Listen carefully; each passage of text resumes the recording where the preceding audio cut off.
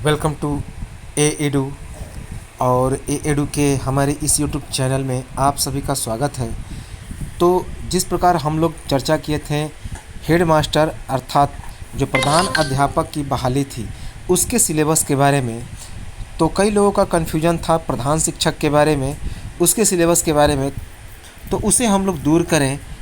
तो प्रधान शिक्षक में 75 अंकों का दो पार्ट है। एक पार्ट है जीएस पेपर और दूसरा जो पार्ट है वह है डीएलएड का पेपर। तो 75 अंकों का प्रश्न पूछा जाएगा डीएलएड पेपर में, और जो 75 अंकों का होगा वह होगा 75 + 75। ये जो 75 होगा वह जीएस का होगा। इस जीएस में जैसे कि साइंस, करंट अफेयर्स, उसके बाद मैथ, रीजनिंग, ये सारी चीज़ें आ जाएंगी। जबकि इस 75 वाले सेक्शन में डीएलएड अर्थात शिक्षा से संबंधित जितने सारे फैक्ट हैं वे आएंगे, याद रखेंगे। अर्थात जो शिक्षा से संबंधित मुद्दे हैं वे आएंगे हमारे इस 75 अंकों के प्रश्न में।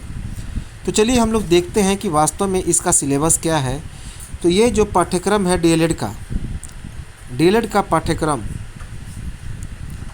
उसके बारे में देखें तो सबसे पहले कि इसमें क्या क्या हम लोग को पढ़ना है।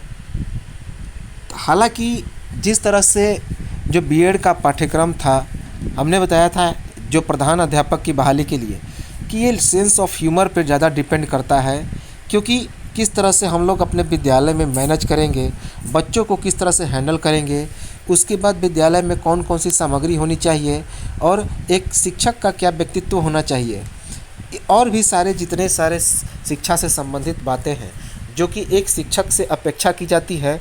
तो इन सभी बातों को यह एग्ज़ाम में पूछा जाता है। तो जनरली इन सब पे सेंस ऑफ ह्यूमर ही काम करता है। हमारा जो दिमाग है वो खुद से लॉजिकली ही हम लोग इसे समझ सकते हैं। फिर भी हम लोग देखें कि वास्तव में इसमें क्या क्या हम लोग पढ़ सकते हैं। इसे 8 सेक्शन में डिवाइड किया गया है। अर्थात जो डीएलएड का संपूर्ण पाठ्यक्रम है उन सभी पाठ्यक्रमों को हम लोग पढ़ सकते हैं। तो इसमें 8 इकाई है। इसके सिलेबस को देखें तो इसमें 8 इकाई है। 8 इकाई है जैसे कि बच्चे तथा बचपन, उसके बाद बाल अधिकारों का संघर्ष, शिक्षा, विद्यालय और समाज, विद्यालय में समाजीकरण, उसके बाद शिक्षा सामान्य अवधारणा, शिक्षा को समझने के विभिन्न आधार दृष्टिकोण, उसके बाद ज्ञान की अवधारणा। इसके बाद इकाई 2 में क्या है, तो इकाई 2 में है महात्मा गांधी हिंद स्वराज। महात्मा गांधी की महत्वपूर्ण पुस्तक थी हिंद स्वराज, और इसमें महात्मा गांधी के जितने सारे सामाजिक दर्शन थे वही हिंद स्वराज में लिखा गया है। उसके बाद द्वीपनाव साधन, तो द्विवा स्वपन या गिजू भाई बघेला द्वारा लिखा गया है। उसके बाद रविंद्रनाथ टैगोर की जो शिक्षा है उसके बारे में भी हम लोग देखेंगे, यह भी सिलेबस में है। उसके बाद ज्योतिबा फुले, डॉक्टर जाकिर हुसैन, कृष्णमूर्ति, डिविज शिक्षा, तो ये सभी सिलेबस है यूनिट 2 में। यूनिट 3 में पाठ्यचर्या, पाठ्यक्रम, अवधारणा, विविध प्रकार, बाल विकास, वृद्धि एवं विकास, बच्चों का, तो ये सारी चीज़ें जैसा कि हम लोग देख रहे हैं ये सबसे ज़्यादा ये महत्वपूर्ण क्षेत्र है। यदि हम लोग का डीएलएड का जो सेक्शन है तो ये वाला सेक्शन काफ़ी महत्वपूर्ण है, क्योंकि इसमें हमारे दिमाग की परख होगी।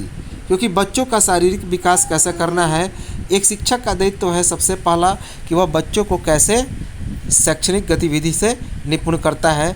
चूँकि हम लोग 9 तारीख से इस पर एक 25 प्रश्नों का हम लोग सेट करेंगे। तो 9 तारीख से हम लोग इसका एक 25 प्रश्नों का सेट करेंगे। तो प्रत्येक दिन यदि 25 सेट को हम लोग यदि कवर करते जाएंगे तो अमूमन इसे हम लोग बहुत अच्छा पकड़ हम लोग बना सकते हैं। तो एक बहुत अच्छी किताब है जिसका हम लोग 25 प्रत्येक दिन का सेट बनाएंगे। तो लाइव सभी लोग लाइव जुड़ेंगे, टाइम बता दिया जाएगा, और 25 क्वेश्चन बीएड से संबंधित और उसके बाद 25 क्वेश्चन मैथ और रीजनिंग से संबंधित बनाए जाएंगे, ताकि ये जो 75 अंकों का जो सेक्शन है, 75 अंक और दूसरा 75 अंक, वो हमारा क्लियरिफाई हो जाएगा। बाकी जो बिहार स्पेशल चल रहा है, करंट चल रहा है, साथ ही साथ लोक इंडियन पॉलिटी चल रहा है, उसके बाद हिस्ट्री लगभग ख़त्म हो गया, मिडिएवल हिस्ट्री हमारा समाप्त हो चुका है, तो ये सारी प्लेलिस्ट में है। एंशिएंट चलेगा, तो ये सभी जो जीएस की पेपर हैं वो चलती रहेंगी।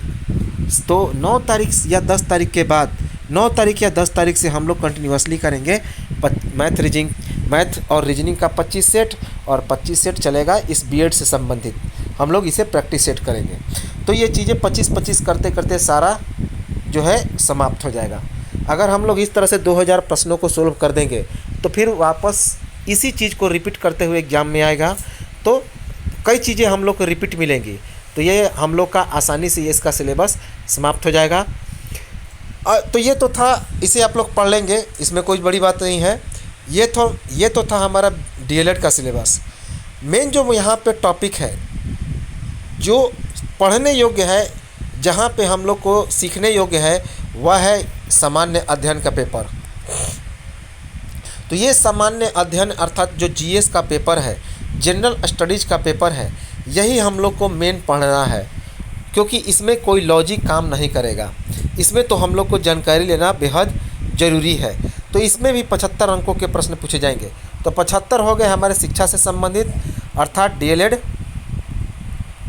उसके बाद ये जो 75 अंकों का सेक्शन है जीएस, तो कुल मिलाकर 150 अंकों का प्रश्न होगा, जिसमें .2 जो 4 में से एक प्रश्न, जिस प्रकार प्रधान अध्यापक का जो मार्क्स 4 अंक गलत होंगे तो 1 मार्क्स और काट दिए जाएंगे। तो वही व्यवस्था है इसमें भी, अर्थात 1/4 कितना कटेगा नंबर, तो 1/4 0.25 नेगेटिव का प्रावधान है इसमें भी। तो सबसे पहले 6 सेक्शन हम लोग का पढ़ना है जीएस के अंतर्गत।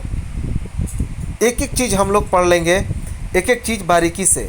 हालांकि इसका सिलेबस थोड़ा सा कम है, जिस प्रकार जो हाई स्कूल का सिलेबस था उसके मुकाबले इसका सिलेबस थोड़ा कम है, इसका स्तर भी थोड़ा सा कम होगा। जैसे कि सामान्य विज्ञान, हालांकि सारी चीज़ें वही होंगी, तो हम लोग जब उसे पढ़ेंगे तो ये चीज़ें आसानी से क्लियर होती चली जाएंगी। तो जो कंटिन्यूअसली चल रहा है, आप लोग जुड़े रहेंगे और कोई भी चीज़ आसानी से इसे सुनते रहेंगे, 2 से 3 बार देखेंगे, सुनेंगे, तो ये चीज़ें आसानी से दिमाग में फिट हो जाएगी। तो सामान्य विज्ञान, उसके बाद राष्ट्रीय और अंतर्राष्ट्रीय महत्व की समसामयिक घटनाएं अर्थात करंट अफेयर्स, भारतीय राष्ट्रीय आंदोलन तथा इसमें बिहार का योगदान, भूगोल, भारतीय राज्य व्यवस्था, प्रारंभिक गणित और मानसिक क्षमता परीक्षण। हम लोग जो करंट अफेयर्स पढ़ेंगे, एक अंत में एक महामैराथन करंट अफेयर्स लेकर हम लोग चलेंगे, जो पूरे महीनों का 7 से 8 महीनों का या 1 साल का निचोड़ होगा, और उसे 10 घंटे का या 8 घंटे का होगा। तो उसमें आसानी से सारी चीज़ें हम लोग कवर कर लेंगे, उससे बाहर कहीं कोई करंट अफेयर्स नहीं जाएगा। और रही बात सामान्य विज्ञान की, तो सामान्य विज्ञान का भी हम लोग सेट लेकर चलेंगे, और जैसे ही हम लोग 25-25 का सेट बनाएंगे, तो यह सामान्य विज्ञान एग्ज़ाम के टाइम तक क्या हो जाएगा, तो समाप्त हो जाएगा। उसके बाद है भूगोल हम लोग पूरा चित्र के माध्यम से समझ लेंगे, पूरा फिगर के, चाहे वो इंडिया का मैप हो, वर्ल्ड का मैप हो और बिहार का, तो बिहार से संबंधित भी पूछा जाएगा। इंडियन जो पॉलिटी है, राज्य व्यवस्था, वह चल रहा है। तो इसमें हम लोग क्या करेंगे कि प्रत्येक दिन कान में ईयरफोन लगाकर और मोबाइल देखेंगे, और यह चीज़ें 2 से 3 बार देखने से कंटिन्यूसली समझ में आ जाएगी। तो सेशन चल रहा है, लगातार जुड़े रहें। इंडियन पॉलिटी में अभी लोकसभा चल रहा है। उसके बाद प्रारंभिक गणित और मानसिक क्षमता, तो प्रारंभिक गणित और मानसिक क्षमता में हम लोग 25 सेट का हल करेंगे, जो कि 10 या 11 तारीख से हम लोग शुरुआत करेंगे। तो लाइव ये सारी चीज़ें जो है, खास करके मैथ और जो बीएड और डीएलएड से संबंधित, आप लोग लाइव जुड़ेंगे, समय बता दिया जाएगा और कंटिन्यूअस हम लोग इसे करते रहेंगे। तो ये तो था सिलेबस। इसके बारे में यदि कोई कन्फ्यूजन हो तो आसानी से कमेंट करके पूछ सकते हैं। तो ये सारी चीज़ें पढ़ने की कोई आवश्यकता नहीं है, क्योंकि ये सारी चीज़ें तो हम लोग कवर करते जा रहे हैं, इसमें कोई पढ़ने की ज़रूरत नहीं है ये क्या लिखा गया है। बस हम लोग इतना याद रखें कि हम लोग को 6 विषय पर फोकस करना है, जिसमें सबसे ज़्यादा फोकस करना है साइंस पे। तो हालांकि सारी चीज़ें हम लोग कवर करेंगे पूरा प्रारंभिक गणित और मानसिक क्षमता पर। तो चलिए कमेंट करें कि यह जो कोई अगर त्रुटि है क्या है तो इसमें कमेंट करके हमसे पूछ सकते हैं। साथ ही साथ ये जो डिजिटली बताने का तरीका है, हालांकि चीज़ें छोटी हो जा रही हैं फिर भी क्लियरफाई है, तो इस पे भी कमेंट करें ताकि हम लोग इसको क्या कर सकते हैं, सुधार सकते हैं। और कंटिन्यूअसली हमारे साथ जुड़े रहें और उसके बाद अपने प्रधान शिक्षक और प्रधान अध्यापक की तैयारी करते रहें। और चलिए तब तक मिलते हैं अगले वीडियो में। नमस्कार, जय हिंद।